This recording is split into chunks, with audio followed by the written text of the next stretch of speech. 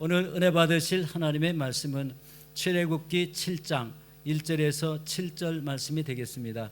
야훼께서 모세에게 이르시되 볼지어다 내가 너를 바로에게 신같이 되게 하였은즉 내 형 아론은 내 대언자가 되리니 내가 내게 명령한 바를 너는 내 형 아론에게 말하고 그는 바로에게 말하여 그에게 이스라엘 자손을 그 땅에서 내보내게 할지니라. 내가 바로의 마음을 완악하게 하고 내 표징과 내 이적을 애굽 땅에서 많이 행할 것이나 바로가 너희의 말을 듣지 아니할 터인즉 내가 내 손을 애굽에 뻗쳐 여러 큰 심판을 내리고 내 군대 내 백성 이스라엘 자손을 그 땅에서 인도하여 낼지라. 내가 내 손을 애굽 위에 펴서 이스라엘 자손을 그 땅에서 인도하여 낼 때에야 애굽 사람이 나를 야훼인 줄을 알리라 하시매 모세와 아론이 야훼께서 자기들에게 명령하신 대로 행하였더라. 그들이 바로에게 말할 때에 모세는 80세였고 아론은 83세였더라. 아멘. 오늘 저는 출애굽기 7장 1절로 7절 말씀을 통해서 우상에 대한 하나님의 심판이라는 제목으로 함께 은혜를 나누고자 합니다. 지금까지 출애굽기 5장 6장에서 모세는 호렙산에서 하나님의 음성을 듣고 아론과 함께 바로에게 찾아갔죠. 그리고 하나님의 백성을 애굽에서 내보낼 것을 요구했습니다. 하지만 바로는 듣지 않았습니다. 오히려 이스라엘 백성들을 더 힘들게 하고 어렵게 했죠. 그래서 이스라엘 백성들은 모세를 원망했고 모세는 하나님을 원망했습니다.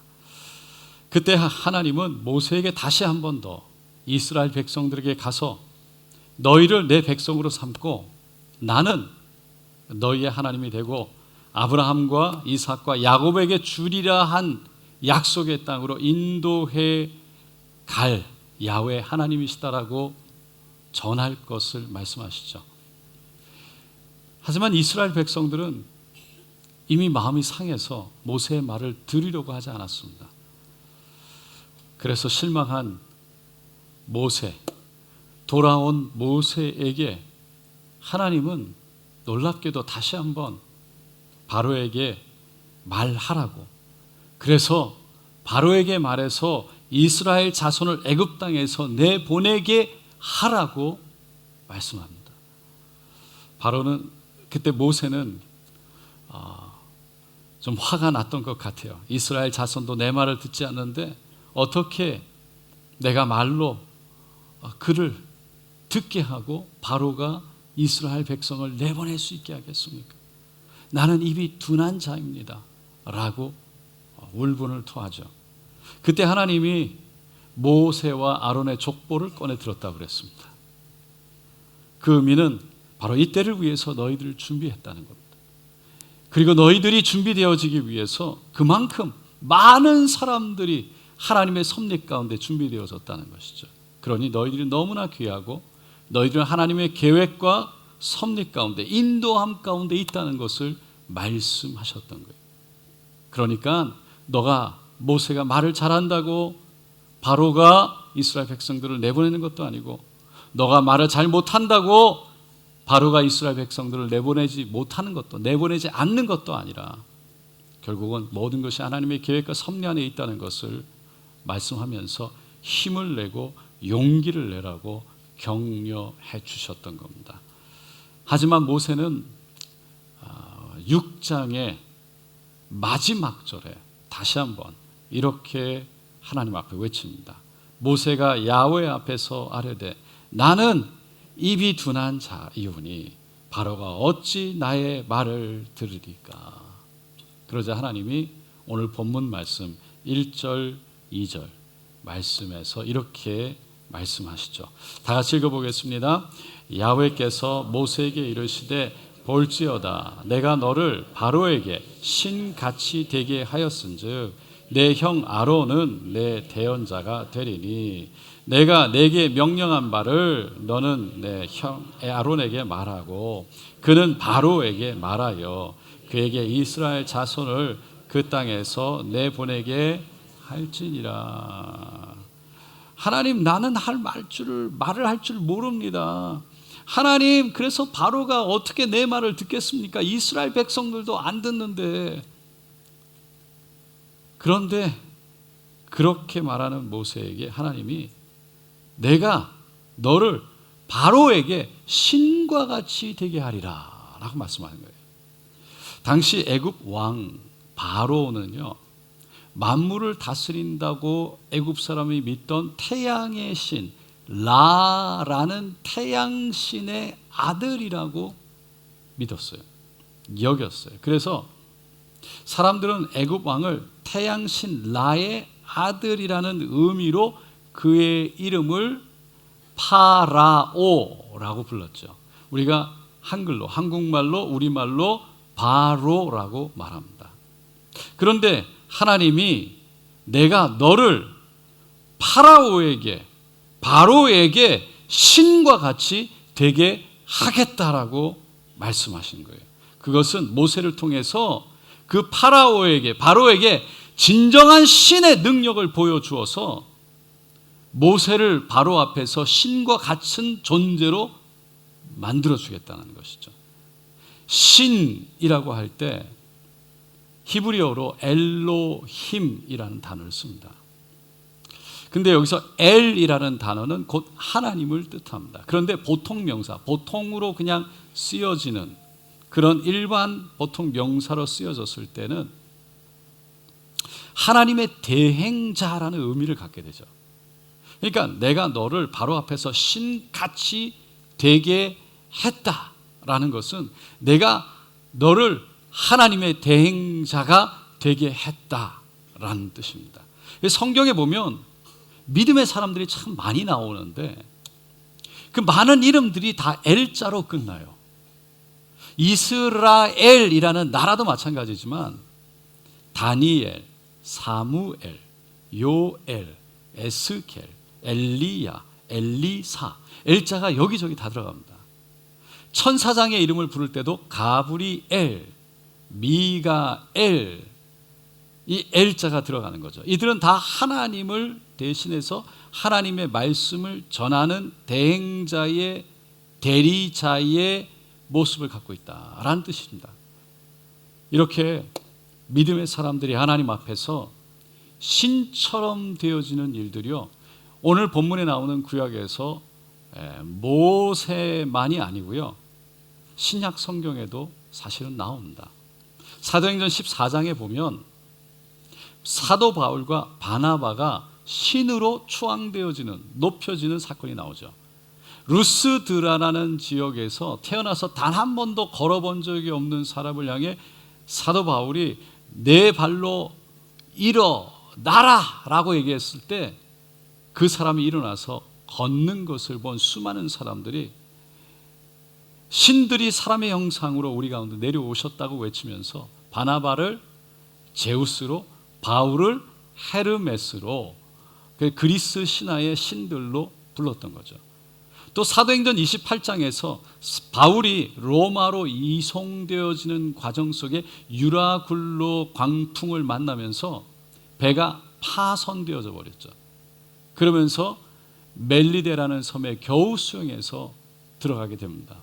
정말 비가 오고 너무 추운 과정 속에 그 날씨가 그럴 때 원주민들이 나와서 그들을 반기면서 따뜻하게 불을 피워줬어요. 얼마나 추웠던지 바울이 그 나무 한 묶음을 이렇게 들어가지고 불에 던졌는데 거기에 숨어있던 독사가, 독뱀이 튀어나와서 이 바울의 손을 물었죠. 옆에서 원주민들이 그것을 보고 바울이 죽을 것으로만 생각하고 기다렸는데 시간이 지나도 바울이 죽지 않는 겁니다. 멀쩡한 것을 보고 성경은 그 원주민들이 바울을 신이라 불렀다라고 말하고 있습니다. 이렇게 놀라운 하나님의 역사가 일어났을 때 그 역사를 이루거나 경험한 사람들은 신처럼 여기거나 바라보는 겁니다. 근데 하나님이 그렇게 모세가 바로에게 신과 같이 되게 했다라고 말씀하신 거죠. 그리고는 그 다음 절 3절 4절에 이렇게 말씀하세요. 한번 다 같이 읽어보겠습니다. 내가 바로의 마음을 완악하게 하고 내 표징과 이적을 애굽 땅에서 많이 행할 것이나 바로가 너의 말을 듣지 아니할 터인즉 내가 내 손을 애굽에 뻗쳐 여러 큰 심판을 내리고 내 군대 내 백성 이스라엘 자손을 그 땅에서 인도하여 낼지라. 모세의 말을 듣고 바로가 순순히 이스라엘 백성들을 애굽에서 내보내면 얼마나 좋겠습니까? 그러면 좋겠는데 하나님 말씀이 바로의 마음을 완악하게 될 것이다. 바로의 마음이 완악하게 되어질 것이다. 그래서 내가 표징과 이적을 행하게 될 것이다. 그래도 바로가 너의 말을 듣지 않아서 그때는 큰 심판, 큰 심판을 이루게 될 거다. 큰 심판을 내릴 것이다 라고 말을 하는 거죠. 여러분, 하나님이 왜 바로의 마음을 완악하게 하셨을까요? 이것은 지난주에 우리가 함께 나눴던 또 말씀인데, 이스라엘 백성이 하나님을 곧 야훼 하나님으로 알기를 원하셨기 때문이라고 그랬어요. 그리고 오늘 본문 5절에 모세는 또 다른 이유를 이렇게 설명합니다. 5절 말씀 다 같이 읽어보겠습니다. 내가 내 손을 애굽 위에 펴서 이스라엘 자손을 그 땅에서 인도하여 낼 때에야 애굽 사람이 나를 야훼인 줄 알리라 하시매. 그러니까 하나님이 직접 이스라엘 백성들을 인도해 내서 그렇게 인도해 낼 때 하나님을 믿지 않던 애굽 백성들마저도 하나님이 곧 야훼 하나님 되신다는 것을 알게 하겠다는 것입니다. 이를 위해서 하나님이 표징과 이적을 보여주고, 그럼에도 불구하고 바로의 마음이 강팍해서 완악해서 여전히 변하지 않아서 큰 심판을 내리겠다라고 말씀하신 거죠. 먼저 표징과 이적을 보여주셨어요. 하나님은 아론을 통해서 지팡이를 바로 앞에 던지게 했죠. 그 지팡이가 뱀이 되게 했습니다. 그런데 바로는 이 애굽 땅에 있는 마술사들을 불러 모아서 모세가 아론이 행한 그 지팡이가 뱀이 되는 마술을 똑같이 하게 하죠. 지팡이를 마술사들이 던졌더니 뱀이 된 거죠. 그때에 우리가 아는 것처럼 아론의 지팡이가 이 마술사들의 지팡이를 집어 삼켜 버렸습니다. 그 정도면 완전히 하나님의 능력이 더 강하고 높고 더 위대하다는 것을 분명하게 보여준 것이죠. 이적이었습니다. 징표였습니다. 표적이었습니다. 그런데 바로는 하나님 말씀대로 마음이 완악해서 모세와 아론의 말을 듣지 않았던 겁니다. 그래서 그때부터 하나님은 심판을 내리죠. 10가지 재앙을 내리기 시작합니다. 나일강이 피가 되고, 개구리, 이, 파리, 악질, 독종, 우박, 메뚜기, 흑암, 장자가 죽어가는 재앙까지. 이 재앙들은 여러분, 하나님이 그냥 생각나는 대로 아무거나 임의로 원하시는 대로 그냥 베푸신 것이 아니었어요. 그냥 내리신 것이 아닙니다. 다 이유가 있었고 의미가 있었어요. 첫째로 나일강의 피가 되는 이 재앙은 나일강 신, 크놈이라는 신, 애굽 사람들이 나일강 신, 그리고 그 나일강을 중심으로 되어진 농사의 신이라고 섬기던 하피라는 이 신을 심판하시는 일이었습니다. 이집트 문명이 발달할 수 있었던 가장 중요한 이유 중에 하나가 바로 나일강입니다. 나일강은 이집트 중앙을 이 관통해서 약 6.7km를 흐르는 그런 엄청난 강입니다. 그 나일강 주변의 토지들은 정말 비옥해서 농사를 짓기에 최적의 땅이라고 말합니다. 사람들은 이 나일강 물을 마시기도 했고요. 그리고 거기에서 생선을 잡아서 식량을 삼기도 했고, 몸을 씻거나 빨래를 하거나, 그리고 거기에 배를 띄워서 교통수단으로 사용하게 됐습니다. 그러니까 애굽 사람들에게 있어서 이 나일강이라는 것은 없어서는 절대로 안 될 엄청나게 중요한 생활의 터전이었습니다. 그래서 나일강을 그들이 섬기는 오시리스라는 그 신이 내려준 생명수라고 믿었습니다. 그리고 나일강을 수호하는 신을 크놈이라고 믿었고요. 그리고 농사의 신, 그 풍요의 신, 이 하피라는 신을 이 애굽 사람들은 숭배했습니다. 하나님은 나일강의 물을, 그런 나일강의 물을 피로 바꾸어서 애굽 사람들이 그렇게 자랑하고 그렇게 믿었던, 의지했던 나일강, 그 나일강의 모든 신들은 다 헛것이라는 것, 헛되다는 것을 보여주었던 것입니다. 하지만 바로의 마음은 여전히 완악해져 있었습니다. 두 번째로 개구리 재앙은 나일강으로부터 유래된 다산의 상징, 많은 애를 놓는다라는 그 신, 헤켓이라는 여신에 대한 심판이었어요. 헤켓 여신은요, 머리가 개구리 모양인데 몸은 여성의 몸으로 표현되어졌습니다. 그래서 애굽의 사람들에게 개구리는 신성시 되는 것이었어요. 그런 개구리들이 나일강에서 막 올라온 거죠. 그리고 온 나라를 덮어버렸습니다.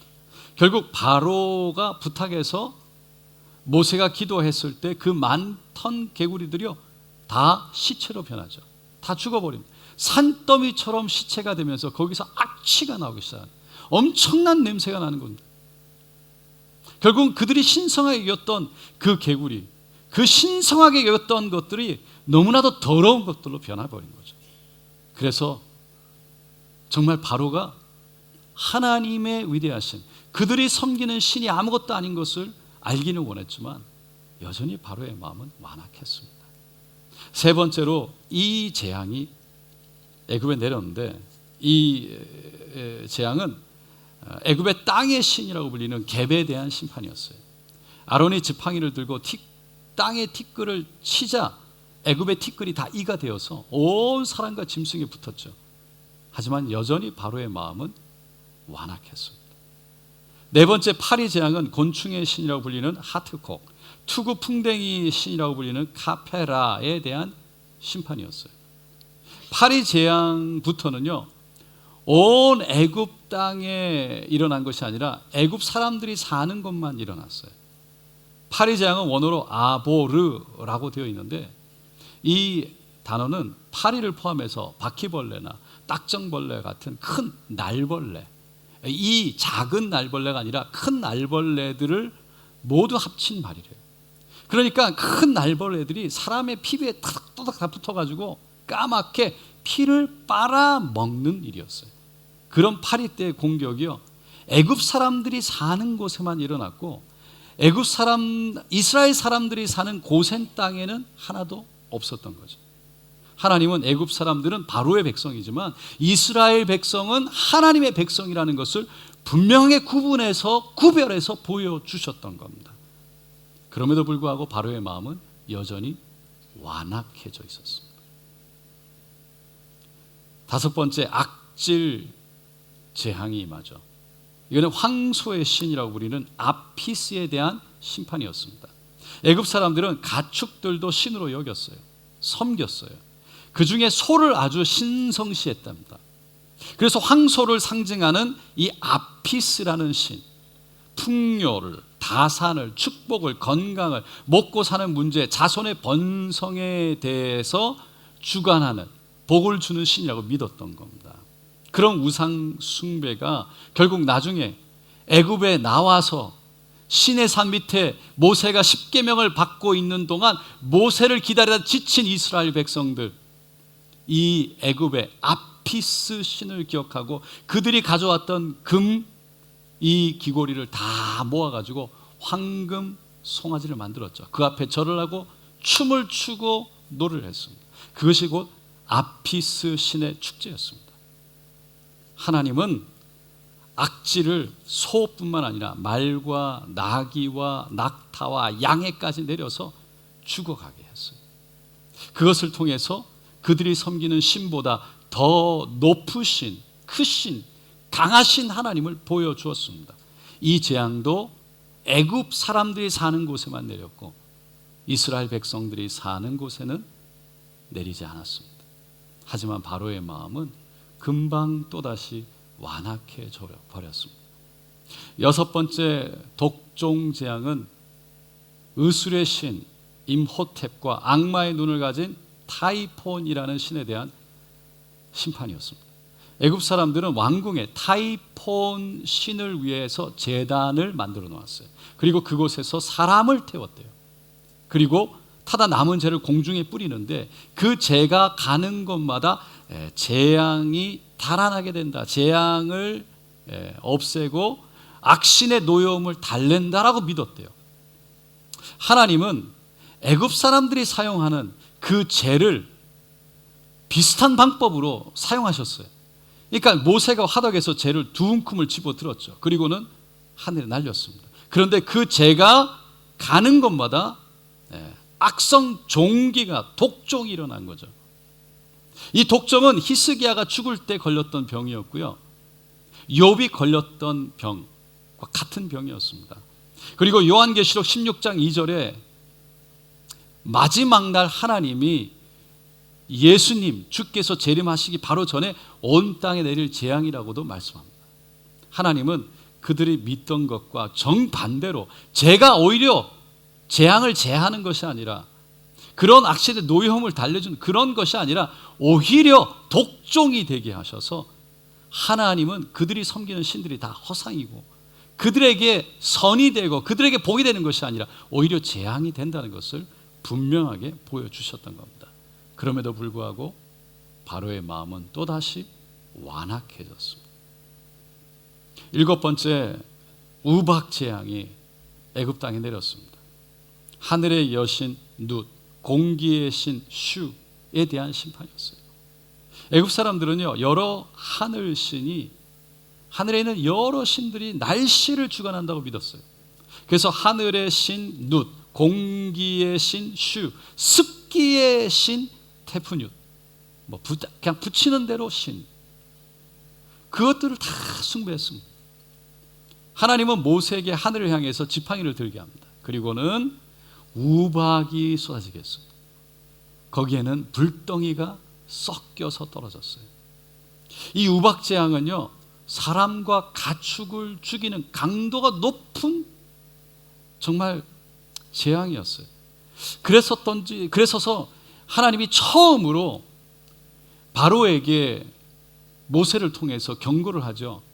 사람들을 보내서 가축이 있는 그 들에 있는 짐승들 다 집 안으로 들고 보내라. 살 길을 하나님이 경고로 열어주신 거예요. 그런데 여전히 경고를 무시한 모든 짐승들, 사람들은요, 그 우박을 맞고 죽고 말았습니다. 이 재앙도 고센 땅, 이스라엘 사람들이 사는 땅에는 하나도 임하지 않았고 오직 이 애굽 사람들이 사는 땅에만 이루어진 거죠. 그러니까 날씨를 주장하는 초자연적인 역사를 이루시는 분은 하나님이시라는 거예요. 그들이 믿는 신이 아니라는 겁니다. 우상이 아니라는 겁니다. 하지만 여전히 바로의 마음은 완악했습니다. 그래서 여덟 번째 메뚜기 재앙, 세라피아 신에 대한 재앙을 내립니다. 메뚜기 재앙은 근동 지방에 사는 사람들이라면 정말 홍수나 기근보다 더 두려워하는 재앙이랍니다. 메뚜기가 지나간 곳은 풀, 나무는 물론 채소도, 아니 건축물 중에 나무로 된 건 다 없어지는, 먹어서 없애주고 사람의 옷까지도 다 먹어서 채우는 그야말로 황량한 벌판으로 만들어 버립니다. 그래서 메뚜기 때의 재앙이 시작되자마자 바로가 모세를 불러서 그 앞에 죄를 고백하죠. 그리고 자신들의 생명을 살려달라고 애원할 정도였습니다. 하지만 모세가 기도해서 하나님이 메뚜기 떼를 홍해로 서쪽으로 이렇게 바람을 불어서 밀어냈을 때 바로의 마음은 또다시 완악해져 버렸습니다. 아홉 번째 흑암 재앙은 이 태양을 신으로 섬기는 애굽 사람들을 향해서 그들의 신이 헛되다는 것을 보여주는 재앙이었어요. 흑암은 애굽 전역에 덮여서 아무것도 볼 수 없는, 그래서 일상이 완전히 마비되는 그런 재앙이었죠. 하나님은 바로가 자신의 아버지가 태양이고 자신은 그 태양의 아들이라고 말했죠. 그런데 그 태양신 라가 얼마나 무기력하고 그 라의 아들인 이 파라오가 얼마나 무기력한 건지를 하나님은 보여주었던 거죠. 이 재앙도 고센 땅에는 임하지 않았습니다. 하지만 바로의 마음은 여전히 완악했습니다. 결국 하나님은 10번째 마지막 재앙을 내리시죠. 모세를 통해서 애굽에 태어난 모든 처음 난 것, 바로의 아들을 포함해서 다 죽이겠다고 말씀합니다. 바로의 아들은 곧 태양의 아들, 그 파라오의 아들이죠. 그래서 바로 다음을 잇는 애굽의 왕이 될 자였습니다. 그런 아들의 죽음을 막지 못하는 바로, 그 자신의 무능한 모습을 하나님은 보게 하셨던 거죠. 그래서 인간이 만들어낸 모든 우상은 거짓일 뿐만 아니라 오직 이스라엘이 섬기는 하나님만이 참신이라는 사실을 분명하게 보여주었던 겁니다.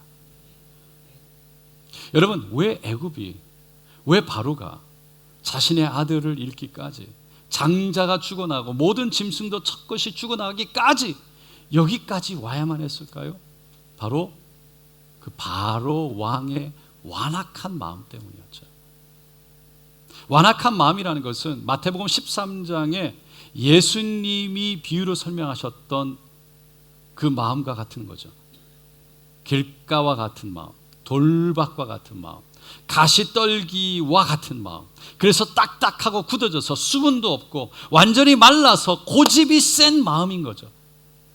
그래서 씨를 뿌려도 뿌리가 내리지 못하고 아무리 씨를 기다려도 열매 맺지 못하는 그런 마음이라는 거예요. 하나님과 교통도 안 되고 하나님과 단절되어 버린, 하나님의 음성을 듣지 못하는, 안 들으려고 하는, 들려도 듣지 않는 딱딱한 굳어진 마음인 겁니다.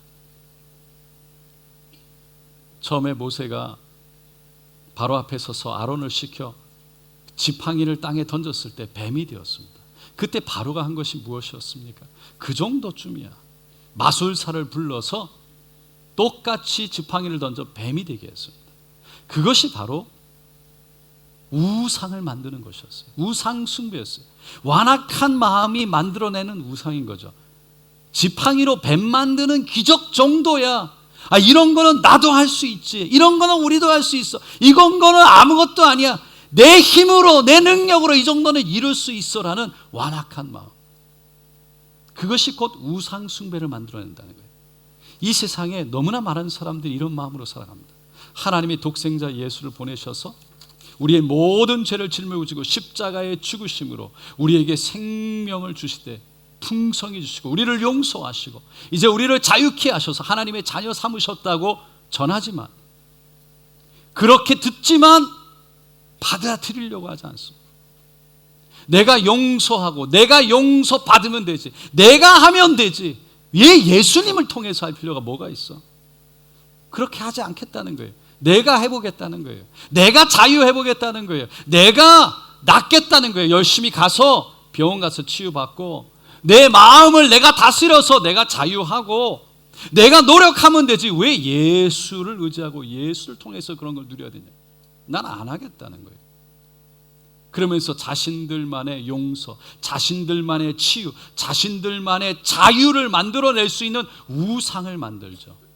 내 마음의 능력, 내 마음의 치유, 내 지혜, 내 노력, 내가 가진 물질, 내 사랑하는 자녀, 부모, 그래서 내 능력을 키워서 자유도 치유도 마음의 여유도 내가 만들겠다는 거예요.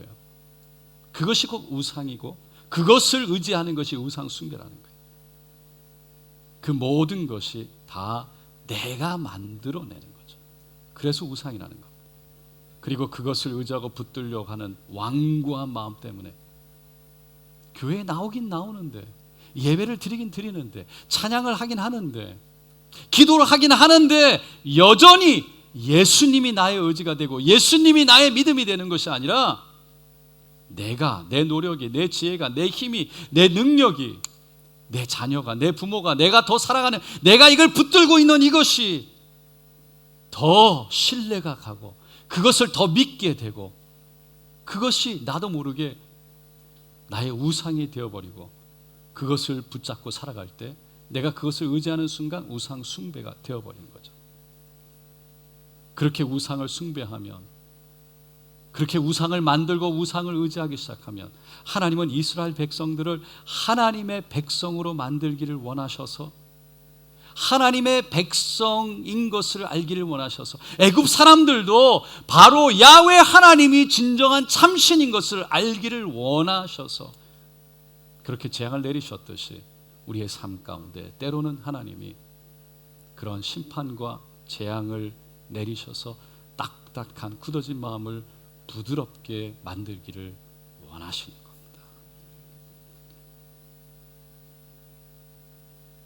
어렸을 때 학생들끼리 주고받으면서 들은 유머가 생각이 납니다.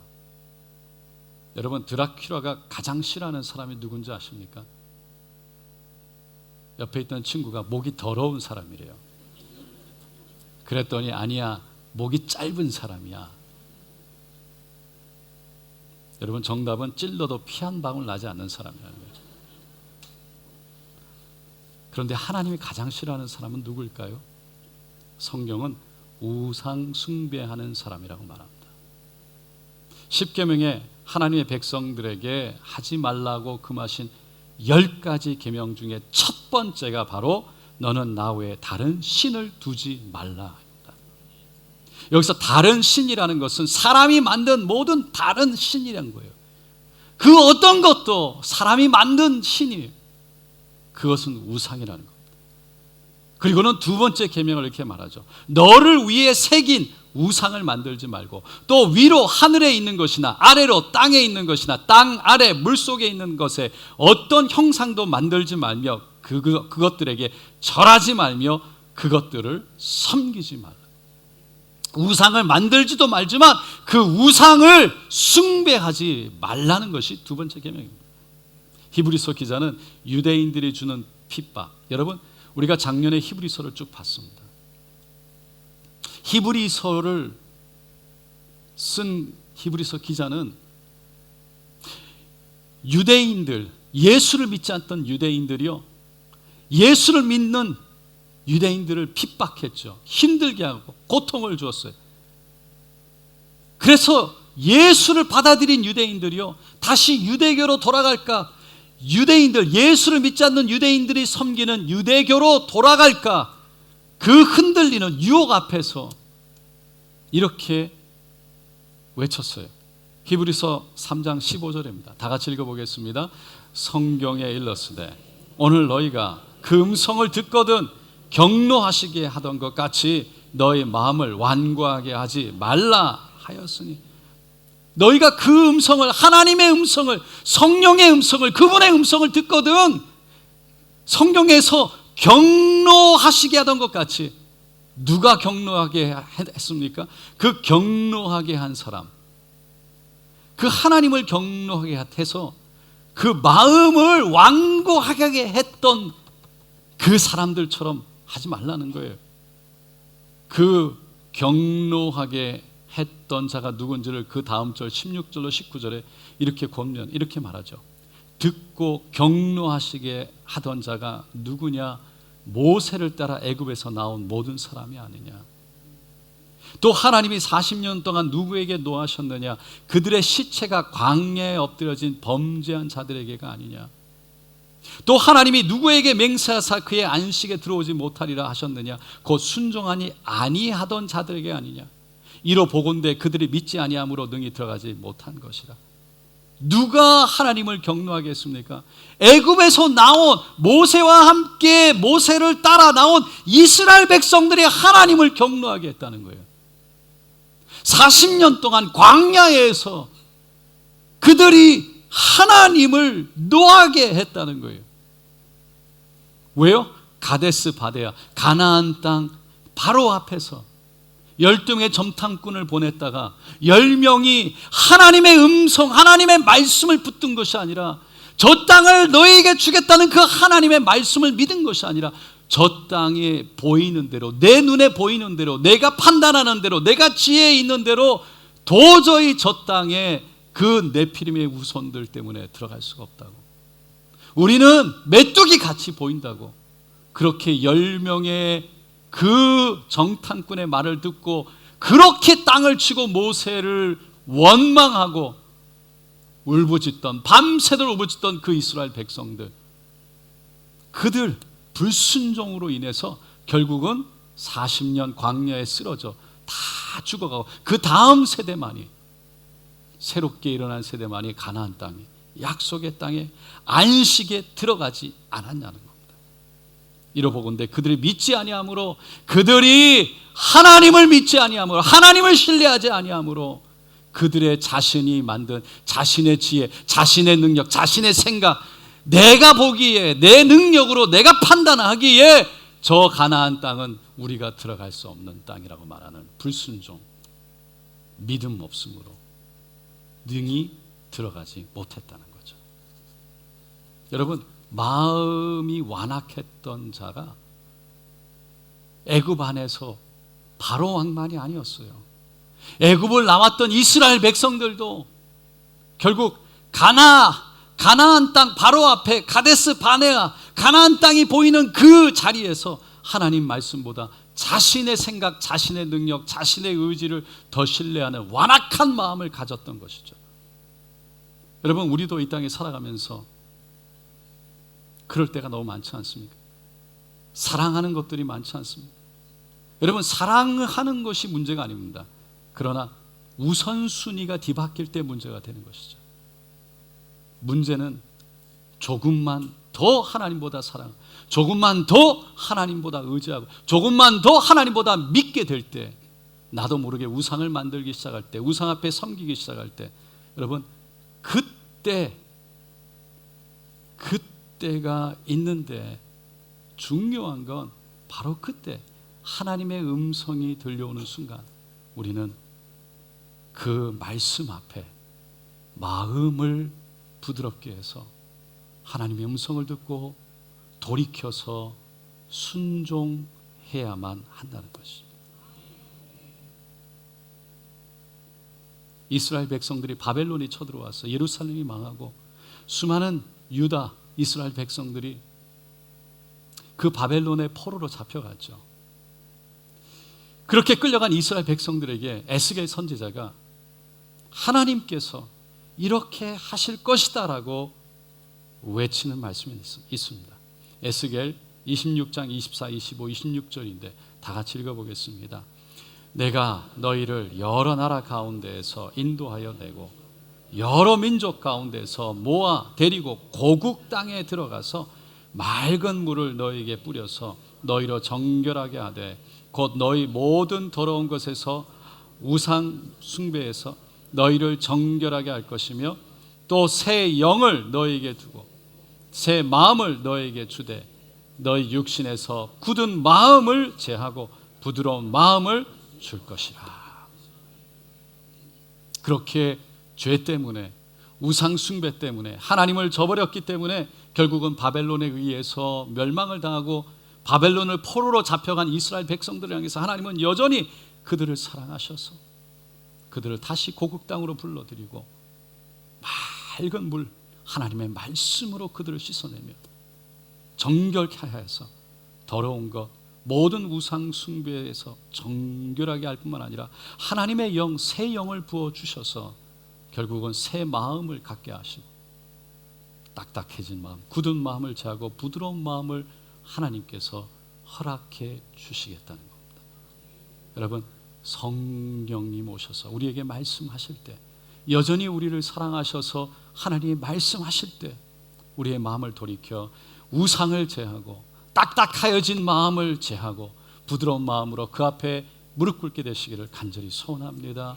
성령님을 모시고 부드러운 마음으로 하나님을 하나님 되게 하는, 그래서 그분과 동행하며 그분을 의지하는 저 여러분 되시기를 예수님의 이름으로 축원드립니다. 기도하겠습니다.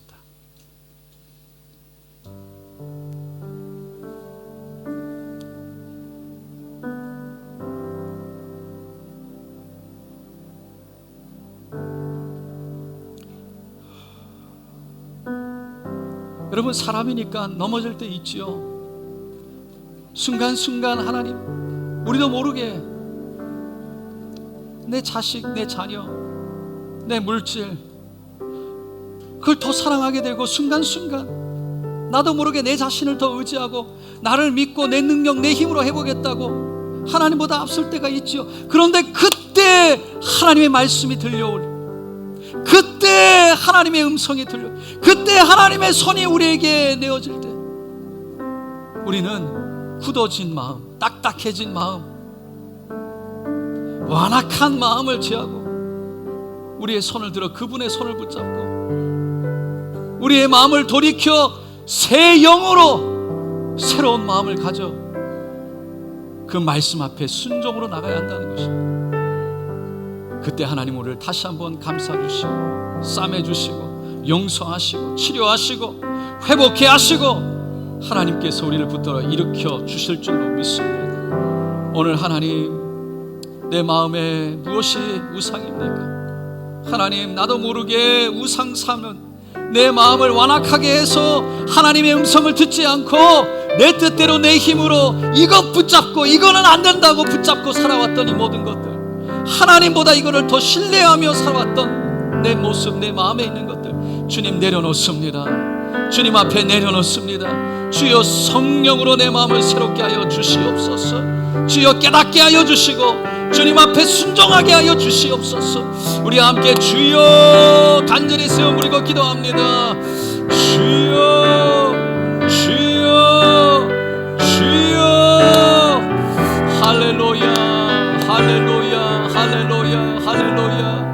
예수 그리스도 이 땅에 내려오셔서 우리의 모든 죄를 짊어지고 우리를 용서하시고 우리를 사랑하시되 죽기까지 사랑하시는 그 예수 그리스도의 마음, 하나님의 말씀이 하나님 우리 마음에 부딪혀오게 하여 주시고, 주여 우리의 마음을 열어서 그 말씀 하나님의 사랑을 받아들이게 하시고, 주여 그 사랑 안에서 성령으로 새로워지게 하여 주소서. 우리의 마음이 새로워지게 하여 주시옵소서. 하나님, 주여 문 밖에 서서 두드리시는 우리 예수님, 주여 마음의 문을 열게 하여 주시고, 주여 주님을 모셔드리기 원합니다. 이 땅의 그 어떤 것보다 주님을 신뢰함으로, 주님을 믿음으로 주님과 함께 동행하기를 원합니다. 주여 내 마음의 우상들이 사라지게 하시고 제하여 주시고, 우상을 숭배하며 그것을 더 의지하고자 하는 내 마음을 주님께서 치료하여 주시옵소서. 주여 내 마음을 부드럽게 하소서. 주여 하나님의 음성이 들려올 때, 주님의 음성이 들려올 때 믿음으로 머리 숙이게 하시고 두 손 들게 하소서. 오, 하나님을 의지하기를 원합니다. 하나님 바라보기를 원합니다. 할렐루야, 할렐루야, 할렐루야. 주님 붙드소서. 주님 붙드시옵소서. 주님 붙드시옵소서. 할렐루야, 할렐루야. 주님 은혜 내려주시옵소서. 주여 우리의 마음을 긍휼히 여겨주시옵소서. 주여 딱딱한 마음, 굳어진 마음 제하소서. 완악한 마음, 강팍한 마음 제하소서. 할렐루야. 여러분, 예수가 여러분 안에 있습니까? 그럼에도 불구하고 예수를 따라하다가 어느 순간 우리도 모르게 우상을 만들기도 하고, 내 능력, 내 힘, 나에게 편한 것, 내게 원하는 것, 우상을 붙들고, 하나님 이거는 안 됩니다. 이것만은 내 뜻대로 내 힘대로 되게 해주세요. 바로가 하나님 이스라엘은 안 됩니다. 이스라엘 백성들은 내 뜻대로 내 손아귀에서 내가 붙들고 살기를 원합니다. 그 완악한 마음 우리에게 있지 않습니까? 하나님이 그때 모세를 통해서 말씀하셨는데 바로는 여전히 듣지 않았습니다. 완악했습니다. 여러분, 중요한 것은 우리의 마음을 주님 앞에 내려놓는 것입니다. 우리가 선해봤자 얼마나 선하고 우리가 옳으면 얼마나 옳겠습니까? 오직 예수의 피가 아니면 안 되는 것입니다. 주님이 아니시면 안 되는 것입니다. 순간순간 그래서 우리의 마음을 돌이켜 주님 앞에 내려놓을 때 주님이 이스라엘 백성들을 감싸 안으시고 쌈에서 위로하시고 그들을 출애굽하게 하셨던 것처럼 우리를 하나님의 은혜 가운데 이끌어 가실 줄로 믿습니다. 오늘 이 시간 그렇게 주님, 내 마음, 완악한 마음, 딱딱한 마음, 굳어진 마음 내려놓습니다. 오늘 이 시간 복음 예수 그리스도를 우리가 외치고 선포할 때 그 말씀 앞에 주님 내려놓고 주님, 내 마음을 열어서 예수를 모셔드리기를 원합니다. 주님, 내가 붙들고 있는 내 손에 붙들고서 이것만큼은 내 뜻대로 내가 원하는 대로 하기를 원한다는 모든 것 내려놓고 선하시고 가장 좋은 것을 주시는 하나님, 항상 오르신 주님을 신뢰하기를 원합니다. 내가 옳은 것이 아니라 주님이 옳다고 주님을 의지하기를 원합니다. 하나님, 우리에게 그 믿음 주시옵소서. 고백하시는 분 손을 가슴에 얹어 주시기 바랍니다. 내 완악한 마음 주님 앞에 내려놓습니다. 부드러운 마음 주시옵소서. 고백하시는 분 손을 가슴에 올려놓습니다. 아픈 곳에 믿음으로 손을 얹고 함께 기도합니다. 주님, 간절히 기도합니다. 오늘 이 시간 우리의 마음 주님 아시지요? 주님, 이 마음 사단의 모든 거짓들을 통해서 하나님보다 더 의지하는 것들을 만들어내서 그것을 붙잡고 내 손아귀 안에 내 뜻대로, 내 힘대로, 내 욕망대로, 내 계획대로 이것을 붙잡고 인도하기를 원하는, 이것만큼은 내 뜻대로 돼야 된다고 하나님보다 이것을 더 붙들고 살아가는 모든 것, 우상들 하나님 주님 앞에 내려놓기를 원합니다. 주님 말씀하시니 순종합니다. 주님이 더 옳으십니다. 주님이 더 선하십니다. 주님이 더 크십니다. 주여, 선하신 주님을 신뢰합니다. 내 인생을 이끄시고 하나님 가장 좋은 거 허락하시는 주님 앞에 내어놓습니다. 내 자녀 주님께 맡기기를 원합니다. 내 지혜가 아니라 하나님의 지혜로 키워주시고 내 능력이 아니라 하나님의 능력으로 키워주시기를 원합니다. 주여, 내 물질이 아니라 하나님의 복으로 이 땅에 일어나게 하여 주시옵소서. 주여, 주님을 의지합니다.